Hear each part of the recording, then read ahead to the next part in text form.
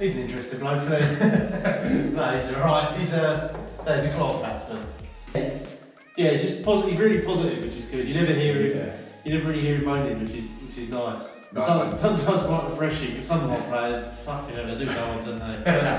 Better look lively, boys. The slice is coming, don't they?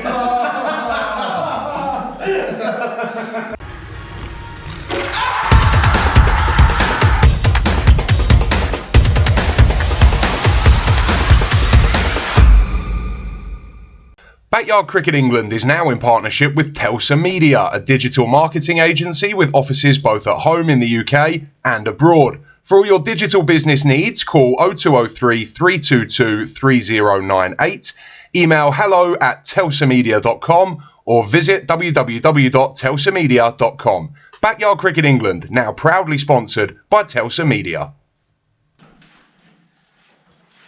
Oh, hello, ladies and gentlemen, and welcome to another edition of the Backyard Cricket England Get to Know podcast. And we've got a very, very special podcast for you today with another member of our Ashes touring party for Sydney, Australia and the WCG later on this year. Our guest today is somebody I've known for a very, very long time, one of the great characters of backyard cricket.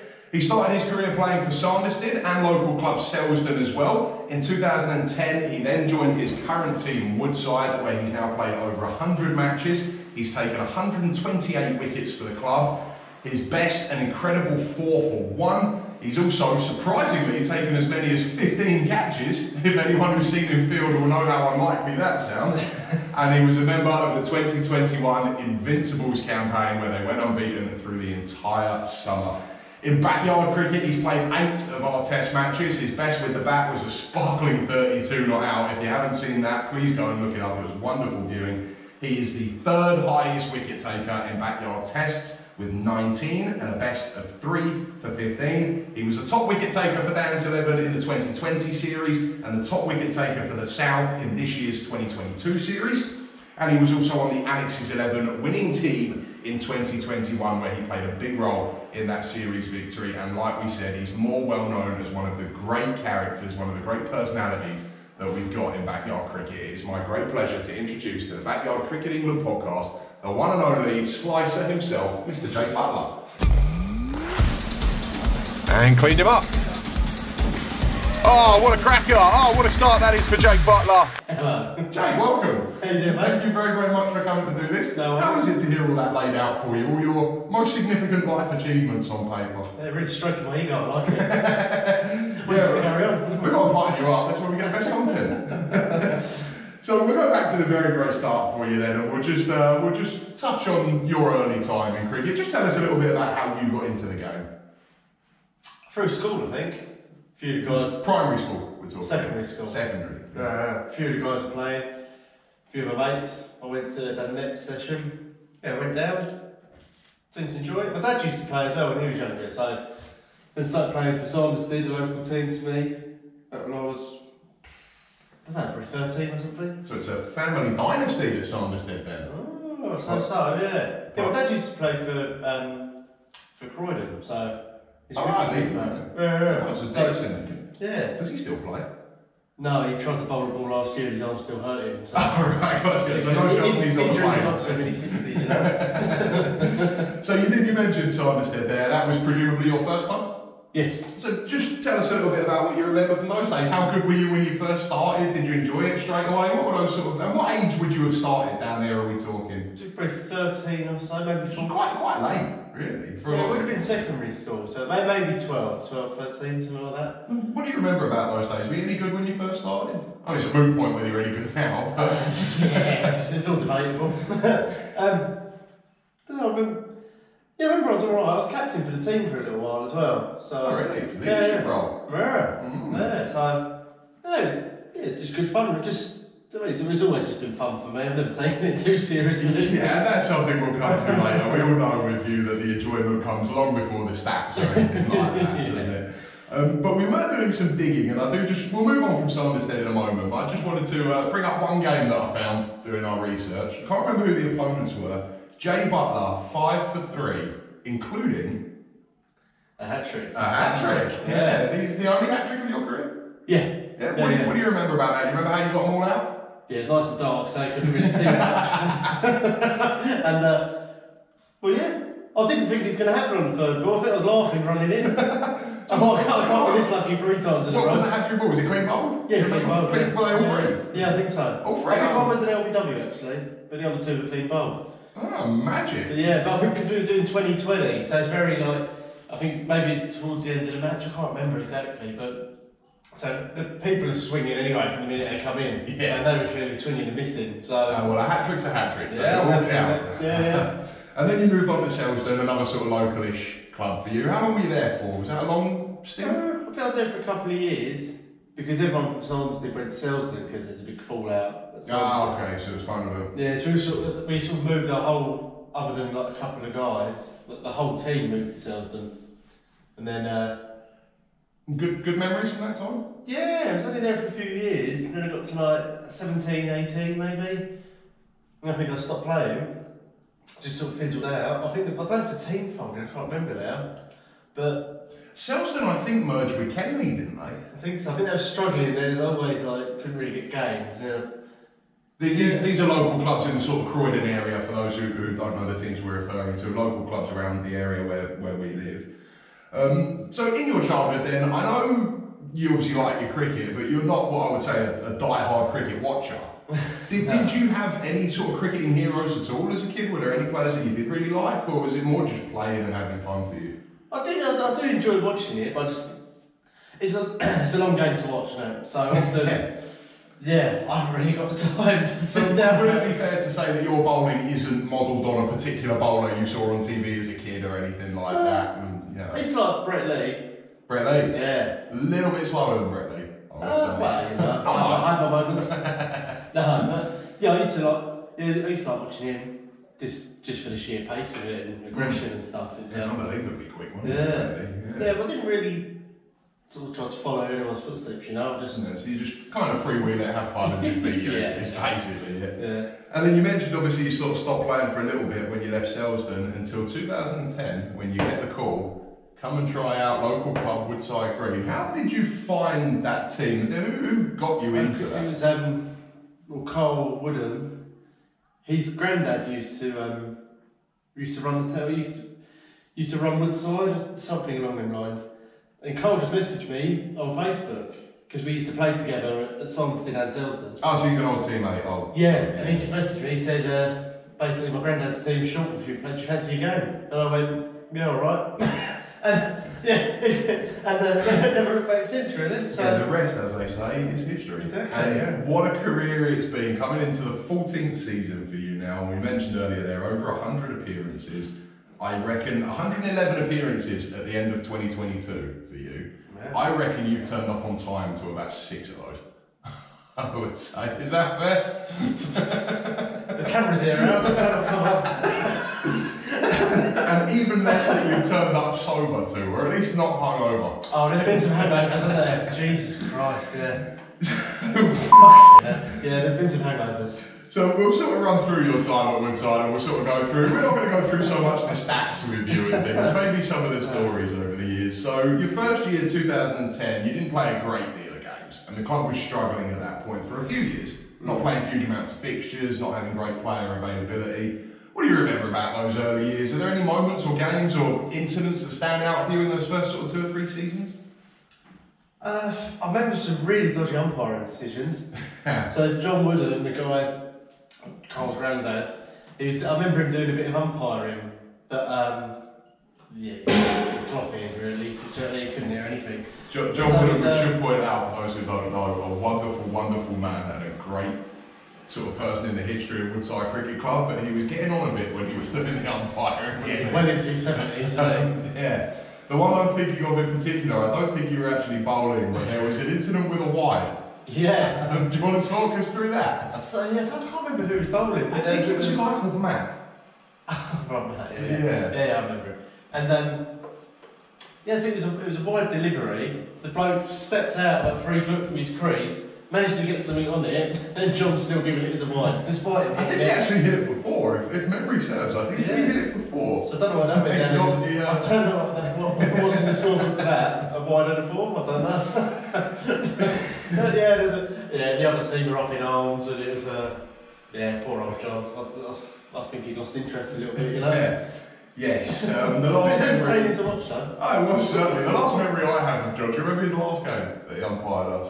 I remember he took a bad back and walked off halfway through, didn't he? Yeah, and allegedly, I never actually saw it, but allegedly a couple of us called him back and we got the finger from him. Like. Yeah, he just said, "Fuck you boys, see you later, I'm off, I've got bad back." I mean, he's quite old, so fair enough. Yeah, and disappeared into the distance, never to be seen again. No, hope he's alright if he's watching. Yeah, if you are watching, John, do reach out. We have missed you a lot, and like I say, a legend of the club as well. Really, really great man. And then we sort of move into the era where Dan Mears becomes captain. Dan Mears, obviously another player that will be very familiar to our backyard viewers. Long time backyard player, and he's been the captain of Woodside for more than 10 years now. Were you disappointed that it wasn't you when the captaincy was up for grabs? Because you mentioned you've done it before. Yeah, I've seen enough out. I'm not. I'm happy to let someone else captain. So it wasn't something you desperately wanted or really sort of. No, even now when Dan's off, I think I'm about fourth choice, and I'm very happy with that. I've no desire to really. Well, Dan's actually not playing today. We have a game later on today. Dan's not playing. Do you want to do it? Okay, then we go 4-4-2, shall we? 4-4-2, hit the big man.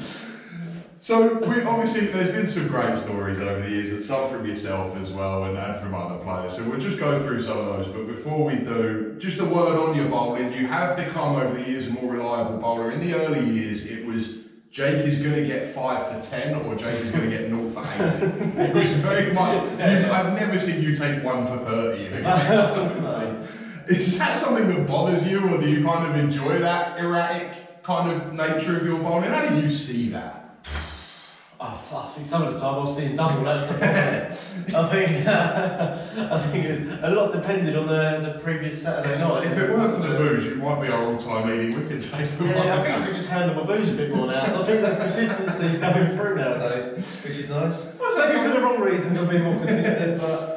Was it something that ever bothered you though, or did you not? Did you know, if you had a couple of weeks in a row where it was 0 for 50, 0 for 50, did you know there would be, it's fine because I know I'm going to get 4 for 10 in a couple of weeks? Does that? Well, if I was bowling particularly badly, I always think, right, next over this will be better. Sometimes it was, sometimes it wasn't. But it's just, I was trying to take it, trying to take it a little bit more seriously nowadays. And then one of the reputations you have got as well, just keep it with your bowling, one of the reputations you have got is, like we say, maybe not the most consistent bowler, but the ability occasionally to just bowl some unplayable deliveries. You do tend to produce every now and again, like 5 overs of rubbish, and 1 or 2 balls will just be so quick that much, much better players than us wouldn't be able to get near it. And what do you make of that? How is it when you deliver a ball like that? How does that feel when you just see this ball swing in, hit the seam, move away, take the edge in the slips or whatever? It must be a nice feeling. Do you know when you've done that or how's it going? Oh yeah, you can see a good ball. The problem is I don't know how to do it. Otherwise I'll do it every ball. That's the mystery of it, isn't it? It's as much as a mystery to me as it is to everyone else. But what do you put it down to? If you had to guess what caused that occasional just rip off, what would you put it down to?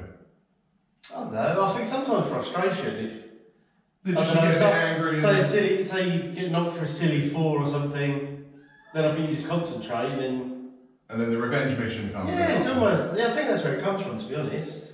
So just to go through some of your best performances, there's 4 for 11 in your second season. There was figures of 4 for 11, which did include all 4 of your wickets came in 2 overs. You got 2 in 1 over and 2 in another over. But the one game in particular, there are plenty others we could go through, but the one game in particular I am going to highlight for you is a game against a local club called Goldleaf, where it was a very, very low scoring game. It was actually here, we're filming at Addiscombe Cricket Club at the moment, another local side, and we were playing here, this was about 3 or 4 years ago, and we batted first and scored 88, of which your contribution was 11 not out at the bottom of the order. We then bowled them out for 65. Your contribution was 2 catches, which is unbelievable for you. Yeah. That's a season's That might have been the last 2 catches I ever took. That's a season's worth for you. 2 catches, a direct hit run out from the boundary, and figures of 4 for 1. Do you remember that game? No. Well, that's the end of that. Check that, ladies and gentlemen. No. You said no. After all of that? You won the game with bat balling in the field and you don't remember it. It's only about 4 years ago, up here. It's all a bit of a blur, really. That must have been a hangover day as well, wasn't it? That must have been a long weekend. Yeah, to be honest, mate, I don't really recall that. Alright, well, we weren't going to dive into that in some detail, but we'll try and move on. Sorry about that, And you were a member, we come from more modern times, you were a member of the 2021 Invincibles, and you were, I think, the third highest wicket taker that year, and that's the most games you've ever played in a season. Sometimes your availability can be up and down in a season, but you're available nearly every week in that season. What do you remember about that year? There's great team spirit, I sort of take from that. Because every game, you do, how many games was it? 17? 22. 22? 22 matches. Yeah, so maybe you get like 4 or 5 games in, like this is good, we're unbeaten. Then he gets to like 10 games in, we're still unbeaten. It starts building and building. Remember, I think, is it Surrey Overlights play at West Wickham? Yes. So they're one of the strongest teams we play. We've been playing for a few years, we knew. Yeah. I think we sort of knew if we could beat, because that was maybe 2/3 of the way through the season. And that was one of the ones we had chalked down as if we're going to go unbeaten, that's a big one. Yeah, once we beat them, we just felt like unstoppable, really. And it is an interesting that you bring that game up, because that was one of your very finest performances as well. Now, if I remember, it might not have been you, so apologies if I get it wrong, but we scored 150, and then at the lunch break, it was Elliot Fox and I think you who chugged the pint in the last 5 minutes, stuffed about 3 slices of pizza in, went straight out to the middle and delivered one of your best spells in years. Was that you? I can't remember now. Was that? What did I say? Who was it? It sounds like something I would do. It does, yeah. I think it was Elliot and someone. I think it was you. I think me and Elliot bowled at the same time, yeah. And you just chugged the pint in the last 5 minutes, went out there and bowled absolutely unplayable and won us that game. I think you got like 3 for 20, which obviously sounds good, but it doesn't really tell the story of how good it was. And like I say, they're a very, very fine team. Yeah. And the noise in the field that day as well, that was quite incredible, wasn't it? Yeah, it's just a lot of adrenaline fucking around, you know, because like you say, if that was the game, if we could get through there, we think we sort of had it in the bag, you know, because then the confidence was so high. Is that how it felt? Did it feel to you like we had that in the bag after that game? Like, oh, we're definitely going to... Yeah, pretty much. Because everyone, this sort of team spirit was so high. It really was, wasn't it? And everyone was playing well. Felt like there was nobody else. You turn it up, and you think, well, we beat all these other teams, so bring on another 11 dickheads that we're going to beat. Courteous and respectful as ever. Maybe a bad choice of words there. But we did go unbeaten. Just to put that into context, we've obviously done these podcasts with a few people who were involved in that summer, and we asked them all the same question. How do you look back on that? Is that something really significant for you? Is it just casual, a bit of a laugh? How do you look back on going unbeaten that year? What does it mean to you at all? I haven't really thought about it much. It was just, I just remember it being like a great atmosphere, and but I remember like the first game that we lost the next season, it was like, oh, it was awful. Coming back after we'd lost, because we just felt unstoppable. Yeah. And then we did get started. I actually wasn't at the game that we lost after that, but I understand it didn't go great. There was some, yeah, I appreciate there was some maybe morale was so high, tantrums. and then it just went so low. Yeah, only for a couple of games, and then we're back to winning ways again. back to our usual way. Back to where we should be. Yeah, I did hear about that game. There were some tips and tantrums, I think, which is something we'll come on to now. So it would be remiss to have Jake Butler in the studio and not talk about not just your own best moments, but some of the great moments from Woodside over the year. And the one I'm going to start with is one of the iconic Woodside moments when one of the opposition players threw a stump at Rob. It's Rob Maguire. Do you want to just talk us through what you remember of that and what you were thinking at the time? Just tell us a little bit about that. I think the umpire was standing there. I think it was getting a bit dark. Was he? Was he giving some dubious wides, or was he turning down LBWs? Maybe Rob was unhappy about something. It was a decision. I think it was an LBW, so it's so club. But sometimes you play teams.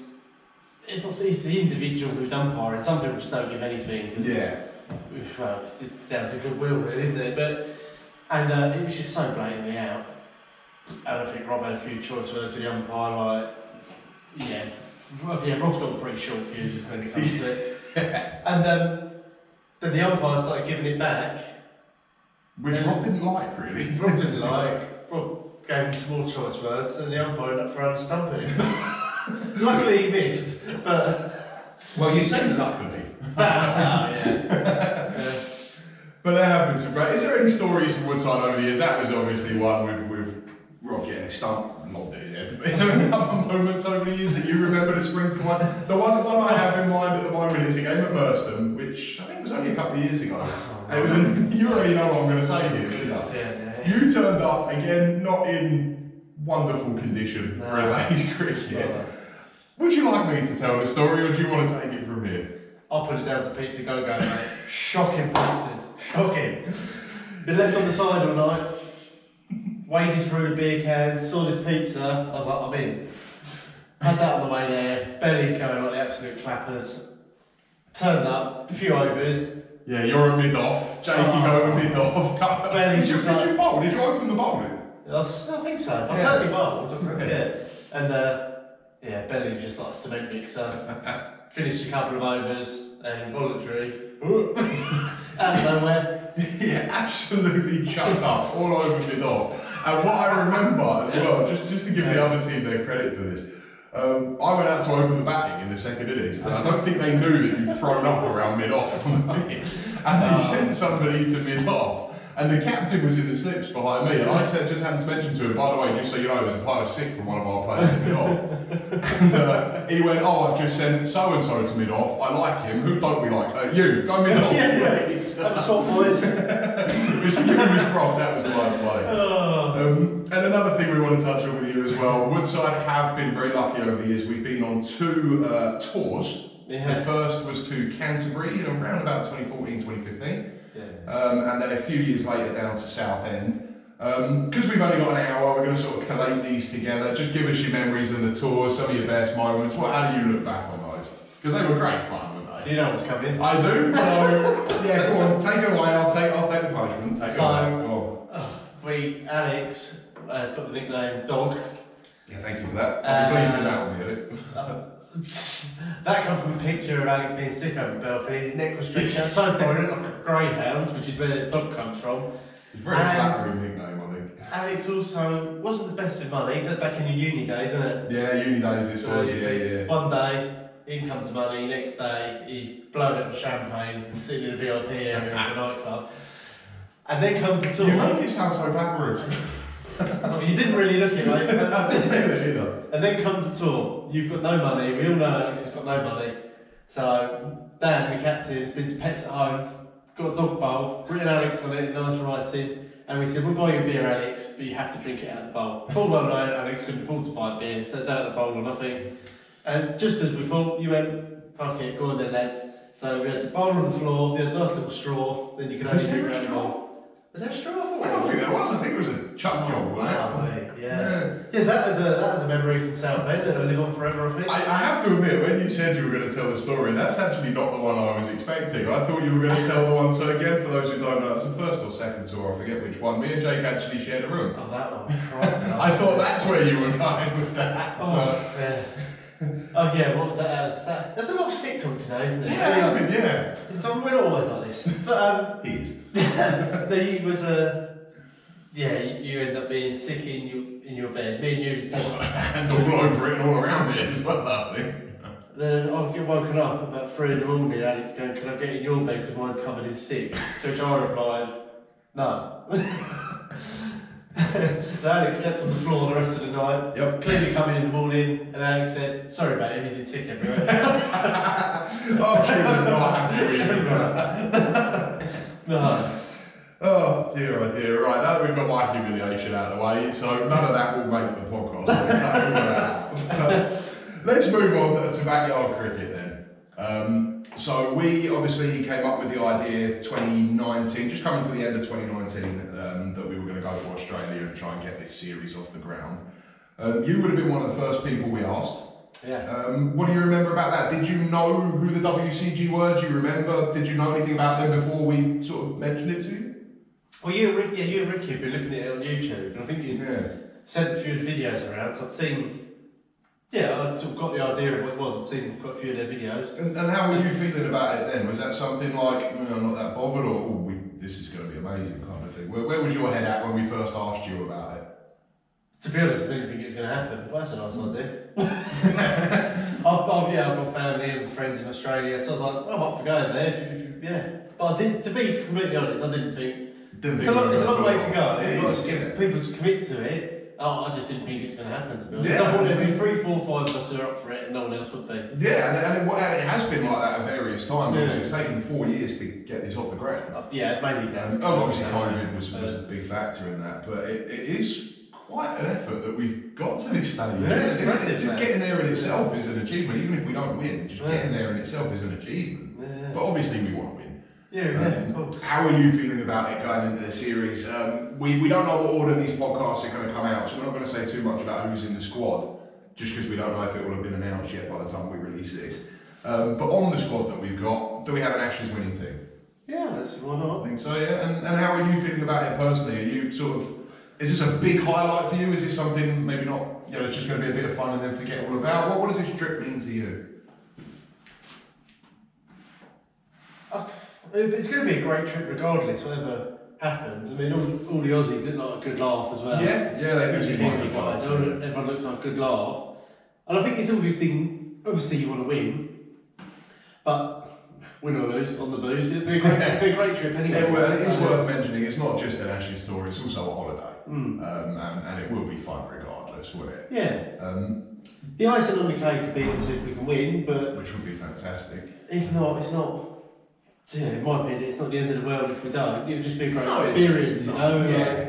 Make some new friends over there and... It is, exactly. And it will be something we will remember probably for the rest of our lives, regardless of how it goes. Really. Yeah, of course. So sounds like pretty excited at the minute. Where's the level of excitement at from, say, we're still several months away from going yet, so where are you right now? Is it something you're thinking about much at the minute, or are the nerves building? Is there any excitement? Where are you at? Where are we at, 5 months away? Where are you at with it now? Just excited to go there. Everything's booked, all the flights are booked, so it's just an exciting time, really. Yeah, just genuinely looking forward to the trip. Don't fully know what to expect. Well, what we expect is lots of Butler wickets. Oh yeah, I mean that's natural. But the rest of the trip, not sure what to expect, but looking forward to it, mate. Yeah, and just dive in head first, which is pretty much your way anyway. You're not. I would say you're one of the most laid back people I've ever met in my life. So I don't see you being the type who's going to spend the next 4 or 5 months worrying about, what if I don't bowl well? What if we don't win? What if the holiday's boring? What if this? What if that? That's not really your style, is it? No, we're gonna have a good time regardless. So. I actually think, as it happens, the way you are as a person generally, you would be more suited to being an Aussie than being a Brit. You just have that way about it. I don't know. But we'll go back to the backyard cricket. So obviously, late 2019, the idea gets formed, and then there's a pandemic and a delay and all this. So we decide we're going to set up our own series, get some practice, get used to it, and sort of get a bit of a channel going for ourselves as something falls on me. This is a day of absolute class and perfection so far. So what do you remember about that first series, 2020? Obviously it looks a lot different to how it looks now. We've developed a lot over the years. But having played your first couple of games in that series, what do you remember about it? Was it something that gripped you straight away? Was it something that you weren't sure about? Just looking back, how do you reflect on that first? I remember how much that ball swung. Oh, unbelievable. Especially for you, yeah. It's definitely, honestly, it must be moving. Good. Yeah, foot and half, yeah. It took a while to get the hang of it, to be honest, because it's just swinging so much. I still never got the hang of it with a bat, but... We'll come at that. But it is interesting you say you struggle to get the hang of it, because that's something we've heard a lot from batsmen, that they've really, really struggled to, because of the swinging ball, the short pitch and all the rest that goes with it. And I think it goes a little bit underrated how difficult it is for bowlers to get used to as well. And obviously, prime person to ask about this, what makes it so difficult as a bowler when you first start? Because your instinct, you're aiming to bowl it outside the crease really, and then it swings in, and it's just getting So it's very controlling the swing. Your instincts are telling you you're aiming about a foot away from where it doesn't feel right. But you get used to it, and you're just praying it does swing, because otherwise it's a really wide ball. But with you, it normally does, to be fair. And that first series, you were on Dan's team, and you were the top wicket taker. Among all players, you maybe adapted quicker than a lot of people did. Is that something that you felt? Did you feel you were sort of ahead of most of the other players in that first series? I felt like I could control the swing. I think where I played, maybe there's a few people who didn't play some games, so that's obviously a part of it, yeah. They You weren't played playing all of them in consistently. that series, yeah. They weren't playing consistently. It's just like practice, isn't it, really? So I was probably used to the ball, I knew how much it was going to swing, whereas other people are coming in and maybe sort of experimenting still a little bit. So maybe I just got to hang a bit quicker. Yeah, I don't know really. Yeah, but I mean, your overall impression of that first series then was worth sticking with? Yeah, it's good fun. I'll tell you what, thank God it's been delayed by 4 years, because I think if we went out there do you know what, this is something me and Ricky have said actually, organising this. We came up with the idea around Christmas 2019 and we were going to go October 2020 and the pandemic struck in between. If we had gone in October 2020, we would have got murdered. I think, looking back on it now, we didn't think so at the time because we thought, that can't be that hard, we'll be good at this. And then looking back on it, we would have got smashed to bits. But you mentioned your batting there as well. Now the backyard, again, your batting is, I think, wonderful. I'm a big fan of your batting. I would argue at club cricket and in backyard cricket, you're the best batsman to watch when it comes off. It just comes off once in a blue moon. Football bales are going flying wet happens, aren't they? One way or the other. But yeah, is your mentality as a batsman is exactly the same in backyard as it is in club cricket, which is you're just going to swing, and if it hits, it hits. Is that? Are you, does it bother you? Do you ever think, maybe I should try and do it properly, or do you just like going out there and just hit it? Are you worried about maybe getting more runs moving up the order, or is it just like, it's just for a bit of fun? Well, we play Sundays, we're not in a league in normal cricket, so we try and give everyone a game, so I'll be opening the bowling or maybe first change or whatever, and I'm doing the maximum 8 overs. I'll do my 8 overs most weeks, so then you've got to give everyone a game, so I don't really mind. I bat number 11, which I don't mind. So if I come into bat, we're fucked anyway. I normally come in, unless it's a complete collapse and we've got 15 overs left, it's not something you think, because I think of like someone saying Rob Maguire. Yeah. And Rob Maguire started same as you, a bowler who just bats down the bottom, but over the years he's tried to really work on his batting and get better at it and move himself up the order. That's not something you particularly that worried about? Or? I would like to bat more. Yeah, that's the problem with club cricket. That's the great thing about backyard games as well, is that you'll get in. Whereas like you say, at a club game, we might play 20 games in a season, you'll bat, 4 or 5 times, maybe? I remember one year actually, I did have an average of 56. Yeah, I forgot to mention that earlier on, and we should go back. I think that's when we stopped doing the trophies back to the year. It was the first year, Absolute fast. I think that was a decision taken by mutiny. So, we should have mentioned that earlier. That was about maybe 6-7 years ago. Jake actually ended up with the best batting average. We used to have an award at Woodside for the best batting average and best bowling average. And that got scrapped in the year where all of us batsmen went out there. And him, number 11, I think maybe got out once the whole season. So I had an average.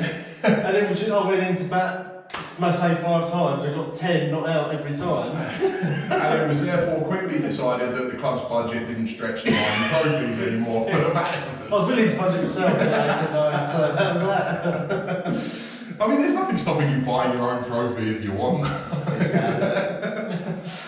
So just to keep on your batting then, that first series, we'll move on from that first series shortly, but there's 2 things in your batting I just want to talk about, very contrasting things. First and foremost, they're from the same game as well. So the last test of that summer, the last test of that summer, winter even, 2020, the first innings and the second innings. Now the first innings was, I think, one of the best I've seen in backyard cricket. You got 32 not out. Yeah. And it was just insane. I mean, you were swinging one way, the ball was going another way, the fielders were going a third way, it was just everywhere.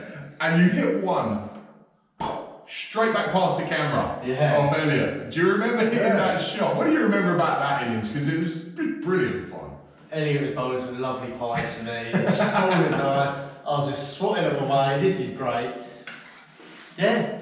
Somehow I managed to keep, I remember the shot goes flying past the camera. Straight past, And somehow I managed to keep it down enough to get a 6 and it wasn't over Yeah, over the limit, yeah. But I mean, I've got to be honest, it's more luck than judgment. I always say when you're batting, 9 times out of 10 you're not going to get anything, and that's fine. But once every year or once every couple of years, you will get a 20 or a 30.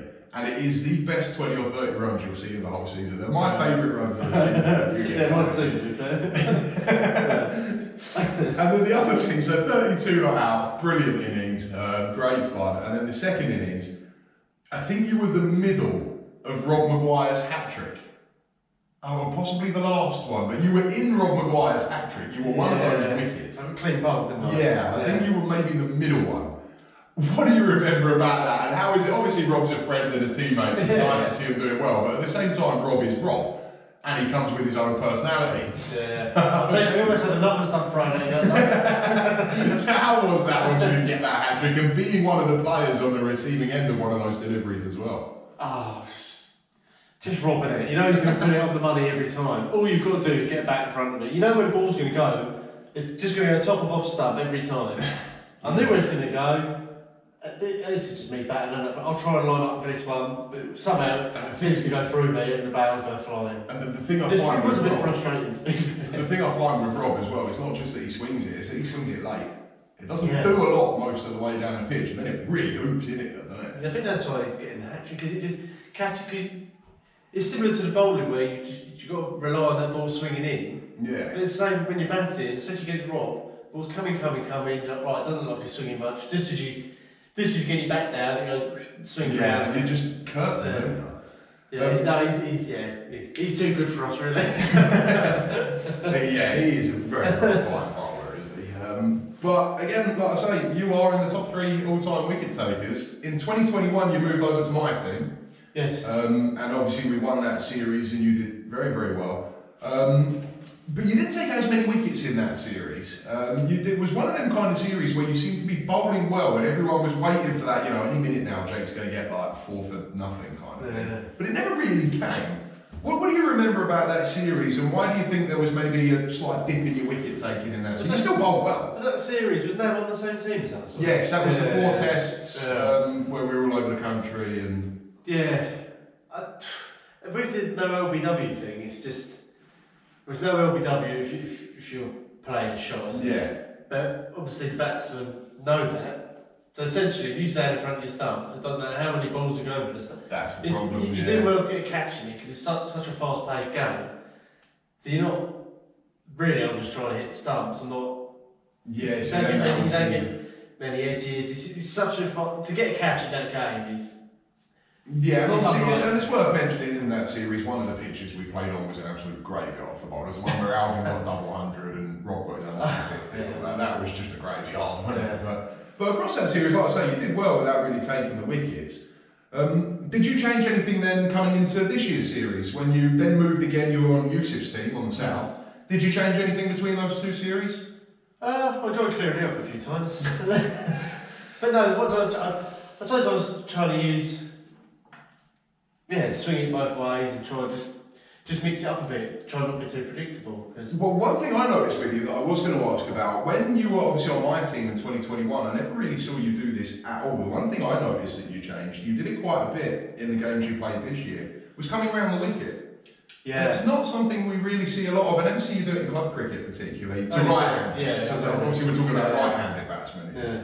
But you came around the wicket to me in the first game, and I thought bowled better. I found it, obviously I got 100 in that first game, and I felt good against everyone, but I couldn't hit you off the square. Yeah. And you bowled some unbelievable deliveries. Just tell us about why you started doing that around the wicket, because like I say, it's not something we're used to seeing from you.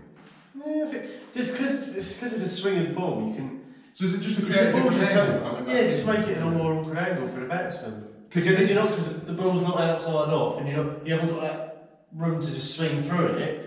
It's coming into you from the wrong side, and it doesn't give the batsman a lot of room to. I found from facing it messes with your judgment a little bit, because anything round the wicket that's angled across you automatically assume I can leave this or drive it. But then because of the way you swing the ball, it comes back so far that you don't want to drive anything or leave anything. Yeah. And I thought that's what made it so dangerous. And the other thing I felt facing you this year, now this is a bit harder to quantify, but I personally felt watching you this year that there was extra pace. Do you feel like you got quicker this year? I think I did. I don't know It why. was you and James Maguire stood out for me on that. Obviously, we know Rob's quick and we know Alvin's quick and whatever, but you and James Maguire were the two that stood out to me as having really gained pace. Yeah, I thought you were quicker this year than you were on my team the year before. Yeah, I don't really know. So is that, what would you put that down to? No, it wasn't a conscious thing, but... Is it perhaps extra gym work? Has that been a thing? I went to the gym 6 months ago, so it wasn't that. Is it an absence of booze? Are you just feeling fresher and stronger? Is that maybe? I don't know. I don't know. Maybe just trying to put my body into it a bit more, because you haven't got that... I think I was actually. I was pretty much in wrong, but I'm like, how's he bowling it so much faster? And I see really putting his body into it, really bending over when he bowls it.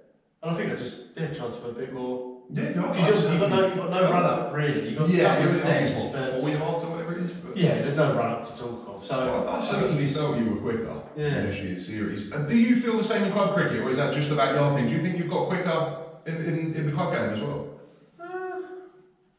Not necessarily. There's more of a backyard specific. It's difficult when you bowl. It's more for someone else to say that really. I can't. Yeah, because I don't face you in club cricket, so it's harder to say then. Yeah, I try and bowl as fast as I can, but I have no idea what the speed is, so it's difficult to say. But obviously that series didn't really... It went brilliantly for you. You actually had an excellent series. In the 3 test matches, you only played in 2. But you took 9 wickets at an average, I think, of about 7. You had an excellent series, but it didn't go well for the team, 3-0. Yeah. What do you put that down to? How do you reflect on that series? Was it just the golfing quality, or do you think there were things you did wrong? Not you specifically, but your team as a whole. How do you look back on the series we've had this year? I think we had availability issues. Yeah, that was a big problem. So two teams that chosen... the teams were pretty even on paper, Yeah. But then I think we had a few people pull out, like some on the day and whatever. But then we're sort of getting in people... Great we found people. We've done well to find people. Great for them to come. Thank you to everyone who it's great they could fill the position, but then unfortunately, because we didn't know some of these people, nothing against them obviously, but then it just sort of made the teams a bit uneven, and it's just unfortunate. So you can say the key factor in that series was availability rather than any golfing ability or anything like that. Availability and consistency really. You need to, the same team, you get to know who's strongest, who's weakest. You start to develop patterns. Go for a few more runs or whatever. But we just had so many ringers, we never really... Yeah, we know nothing about them. Just never really got into it really, unfortunately. And it's interesting that you mentioned patterns there, because some patterns have emerged from you, and I'm just going to pop you a couple of quiz questions here about... This is specific to backyard cricket. Right. So in backyard cricket, I'm going to give you one batting question and one bowling question. Okay. In backyard cricket, you have taken 19 wickets. 6 of them have been the same player. Almost a third of your wickets, you've got the same batsman out 6 times. Do you know who that is? Yeah? Yes. Which, considering you're on my team for one of those series as well, is a bit annoying. Coming around the wicket, isn't it? What do you put that down to? Why is that? I'm not going to answer it for fear of being scouted. But I put it down to you being so not wanting to get out to me. Because we're good mates. I think you so don't want to get out to me. I don't know, it just goes in your head, I think. I think you get yourself out, really. That first series, you got me out. I think I batted 5 times in the first series, and 4 of them I got out to you. So I think I immediately picked you. You were my first pick for the next series, just because, that at least guarantees me some runs. And then obviously I'll use this team again a couple more times this year. I think you had free breaks, basically. I think the key question we have to come to is, what is it going to cost me to ask you to start bowling me from full tosses and half trackers and things? What's it going to cost me? I think we may be better on the same team. Yeah, so... Christ. I'm really not coming out of this one. You're right. I have to refilm this one. And then a batting question for you. You scored 79 runs in backyard cricket. It's like that two in it, probably. Yeah, to be fair, you have got a 32 and I think a 30 as well. There's not many runs left other than them two. But excuse me, sorry. In those 79 runs, you have got, I'm just trying to remember what the number was now, something like 18 boundaries. Right. And a similar sort of thing. Of your 18 boundaries, 7 have come off the same bowler. Do you know who that is? Foxy? It's not Foxy.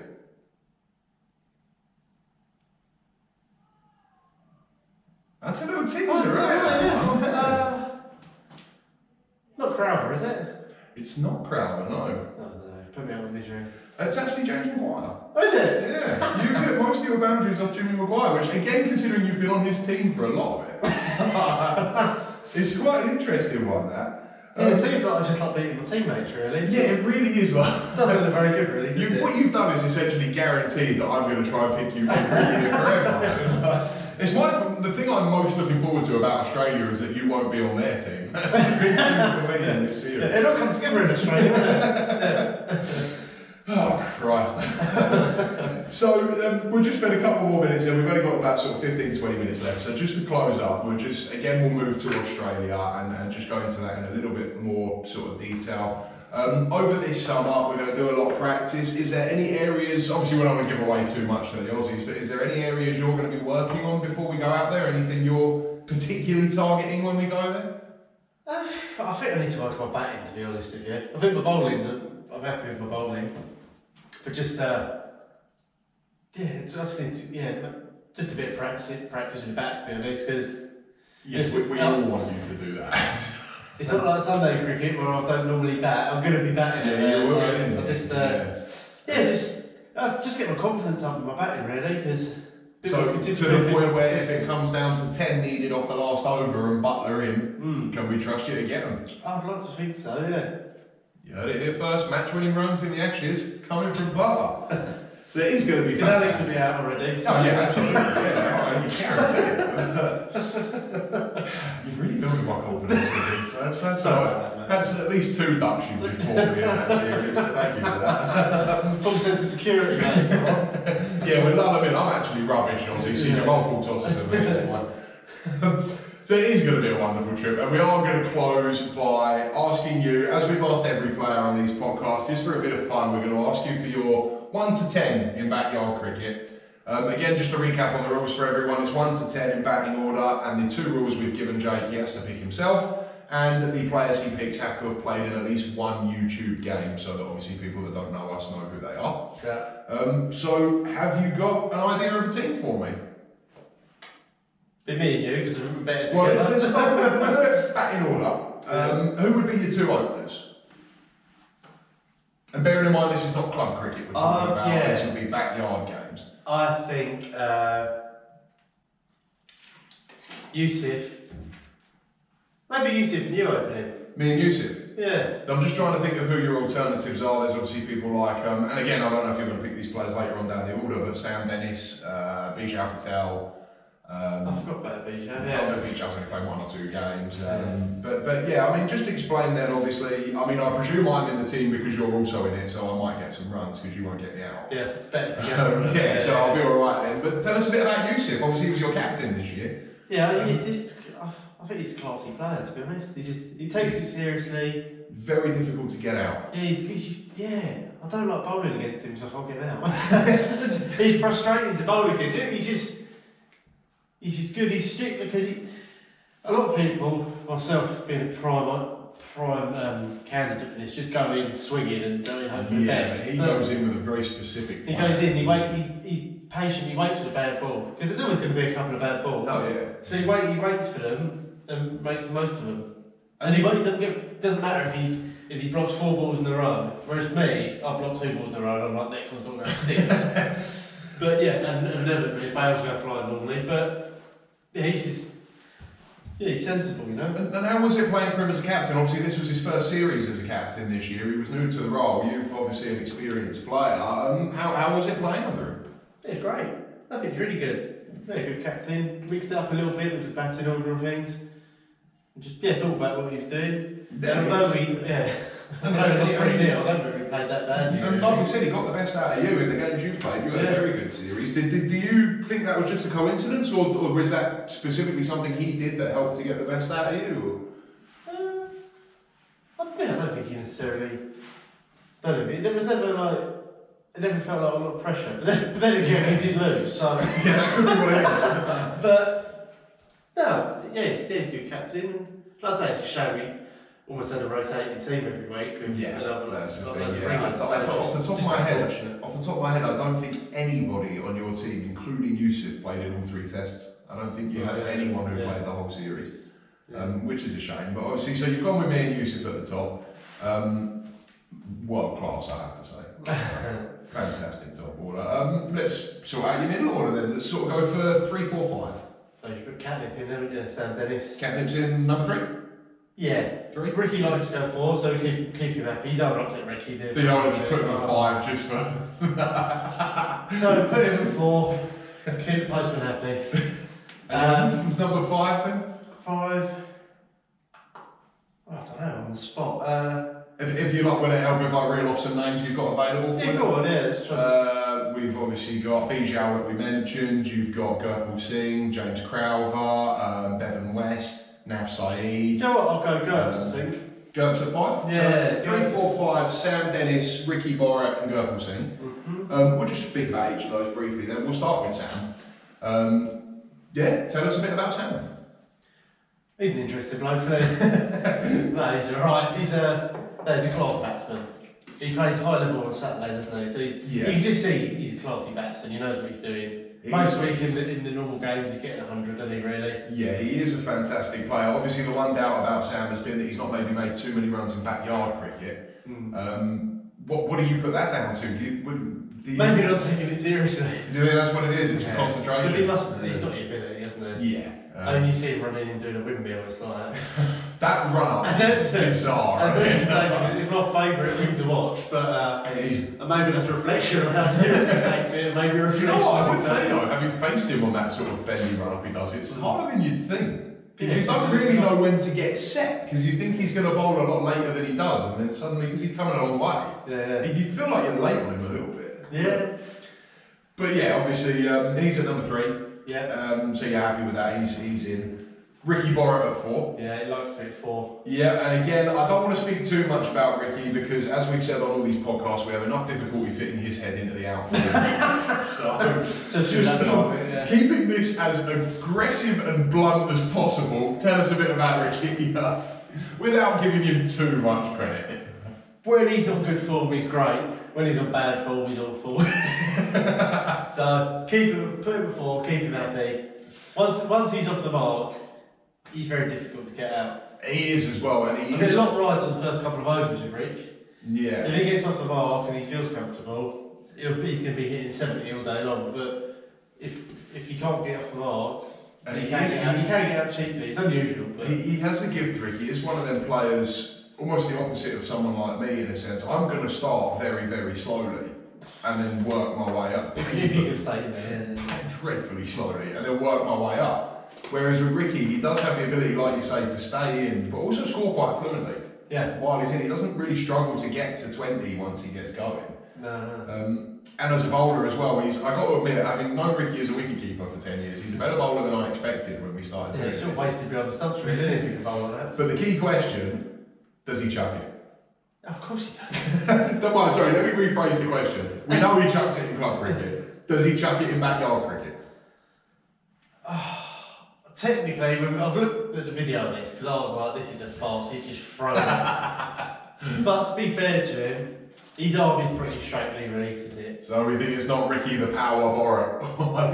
I think it looks like he's straight, he bends over so his back was being big. He does for a little guy. Really he big, so much bends over to the side. So I think it looks like he's thrown because he's going for such an odd angle. But yeah. And that's possibly why he gets so much bounce, like more than someone of his height should do. I think he's releasing it so low compared to everyone else, he can dig it in and get a bit bounce with it. And last question about Rick, he is going to be our captain and your captain in Australia. Yeah. How are we feeling about that? Yeah, good man. He's put you and Rick put a lot of time and effort into all this, so yeah, he's definitely going to take it seriously. Do you think you can go 2 weeks taking orders from Ricky? How's that going to be? It's only on the field, isn't it? Yeah, he's alright. He's a good guy. He's got a good relationship with the Aussies, I think so, as yourself has as well. So, it'd be good. I'm looking forward to it. Yeah, excellent. And he does want to win, do you know what I mean? Desperately. Really, really wants to, which is which is good. If I was captain, I'd go a couple of beers and see how it goes. Ricky, you bring up no beers, you've got to win, and that, we probably need someone like that to keep us It's in not line. going to do any harm not to be drunk during the game. Do us good to someone taking it. It would help, yeah. And you've got McGurple sitting at number 5. Again, kind of similar to Sam Dennis, someone we know that's got a lot of talent but hasn't made consistent runs in backyard cricket. So just tell us a little bit about why you've picked Gerps ahead of some of the other players that are available. He's similar to Rick really. Once he's got his eye, if his eye's in, he's a quick scorer, you know. Very quick, yeah. That's why he's pretty good at number 5, because you can have, depending on what's happened in the first 4, you know he's going to come in and get going. He's a quick runner. He's always looking for a run. He'd probably a few run outs with Gerps early, but no, he's always looking for a run and inject a bit of pace into it, you know. Yeah, so we're happy with that then. So far your team then is myself, Yusuf, Sam, Ricky and Gerps. Yeah. So we're moving to sort of the middle, lower order-ish. Number 6 and 7 we'll go with. Who is taking up the middle of the team? I might put Squeaky in there, you know. Squeaky, what is it, 6? Yeah. So Rob Maguire at 6 and 7? We should put it at 7. Again, just Maybe Crowther. Yeah, again, just to run through some of your options, you've got Dan Mears, Alvin Safia, Elliot that we've mentioned, I think James Ramsey's played a few games, Nav Saeed, plenty of options. So you're going to go with Rob and Crowther? Yeah. Yeah? Because Crowther's another good one. He's once he gets going. Yeah, and I don't think he likes going in too early. I think he likes to see how the game's unfolding. So yeah. he'll be happy if he going in. The thing that stands out with Crowther for me that I think from playing against him over the years is possibly out of everybody, even including Ricky, the calmest player under pressure. Yeah. He just doesn't panic at all, does he, Crowther? No. Which, when he's on your team, is a fantastic thing, makes you feel very calm. When you're captaining or bowling against him, it's infuriating. Because he does that leave where he kind of hangs his bat, but he's not playing at it, he's leaving it past the edge. And he never nicks one. Never gets it wrong. It drives you mental. But tell us a little bit about Crowther, because he's someone you know particularly well. Yeah, he's a good mate of mine, yeah. And what kind of character is he? What kind of person, again, we don't know if the team's been announced, if he were to be coming Australia, what kind of character would the Aussies be expecting? I don't know anyone who doesn't like Crowther. Yeah. He's just, he's an excitable guy, he's a lovely guy. Very friendly bloke. Yeah, just positive, really positive, which is good. You never hear him. You never really hear him moaning, which is nice. No, sometimes quite refreshing, because some of our players, fucking hell, they do go on, don't they? But, yeah, he's up for fresh air, really. He's nice. Yeah, he is a really, really good guy. And again, obviously, we're picking him as a batsman here. A word on his bowling from an expert? Leave that to the videos, I think. Yep, fair enough. It's eventful. I love watching him bowl, but maybe for the wrong reasons. Just to give Crowther his credit, I will say one thing. Like we mentioned, Jake Butler is the 3rd highest wicket taker in backyard cricket. James Crowther is 4th.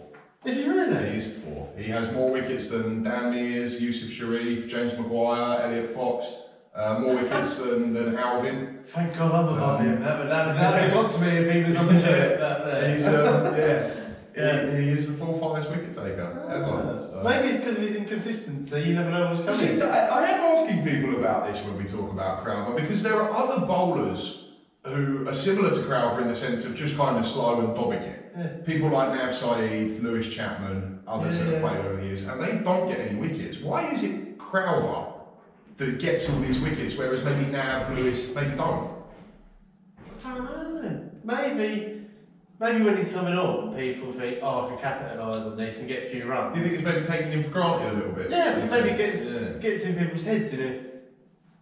Not that he's trying to, but I think if he gets into people's heads, people think, right, it's going to, you might think, I'll put a couple of easy runs in it, and just go at his big legs, and then you just get cleaned up. You never know what's coming. Yeah. It's not been unknown. I think he's hit his toe releasing the ball before, so you really don't know what's going to happen. Yeah, there has been some glorious deliveries. And it's funny, because it's funny he's 4th highest wicket take, because if you didn't have the bowl, he hates bowling. Yeah, he wouldn't do it. I mean, we've asked him in club cricket at times when the game's sort of over. He absolutely hates it, so he'll probably be glad to know he's 4th highest. Maybe, So Rob at 6, Crowther at 7. We've spoken about Rob Maguire already, so we won't sort of go through. We've only got 5 minutes left, so we won't spend any time on Rob. Yeah. So we're into the bottom of the team now, the tail, 8, 9, 10, and obviously you have to be in it. Where are you in this order? 8, 9, 10. Where are we? I think I'll put myself at 8, you know? You're going at 8? Yeah. Oh, go on, the promotion. So Dizzy new heights. So who is the 2 players that are going to be absolutely furious about batting below you in the order then? Who is the 9 and 10? And there's a lot to choose from. The bowlers has been the one that people have really struggled with because there's so many options here. We've still got. You've got Dan Mears, you've got Alvin's not made the team yet, you've got James Maguire, Elliot Fox, Callum Letts, Ewan McGregor. So many options for the hits. I feel like I should have given this a bit more thought. I'll stick with myself at number 8 though, just for a Yeah, alright, you got 8. So we need a 9 and 10? Lee Ramsey. James Ramsey. Sorry. Lee's dad next. James Ramsey.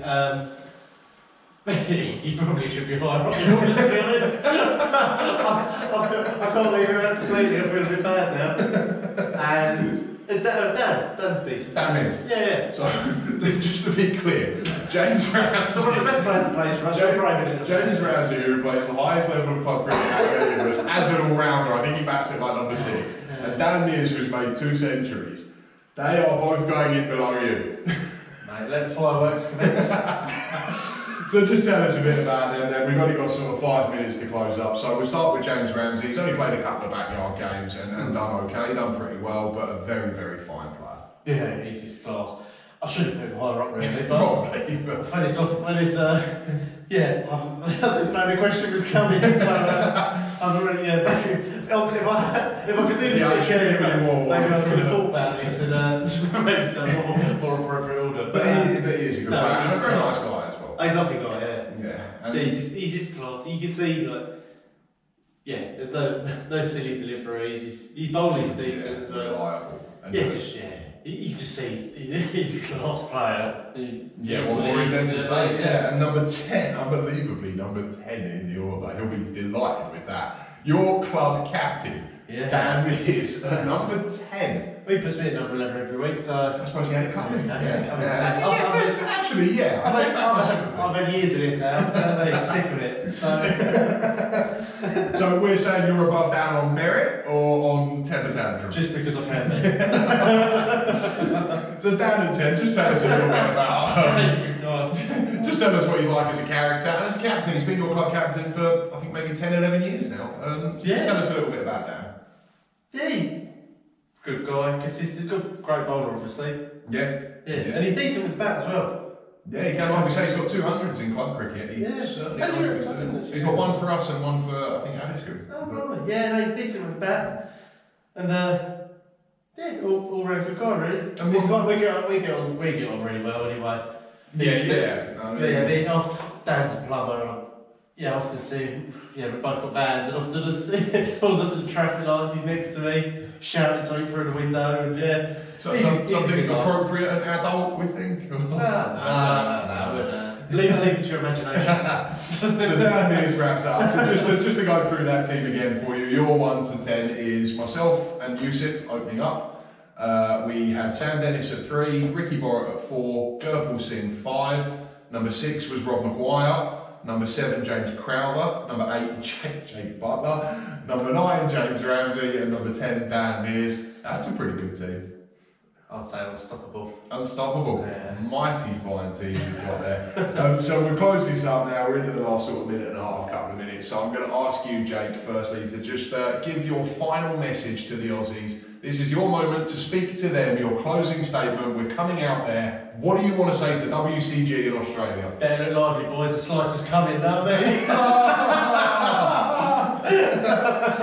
Well, this has been fantastic. Jake Butler, thank you so much for doing this, and thank you for joining us. We hope we can have you on the podcast again another time before we go. In the meantime, if you've got any questions for Jake or you want to discuss anything we've said during this podcast, please do leave a comment below and we will feed them all back to the man himself, as we always do. In the meantime, have a lovely summer, everyone. Jake, thank you very, very much for being here, and we'll see you again on the Backyard Cricket England podcast.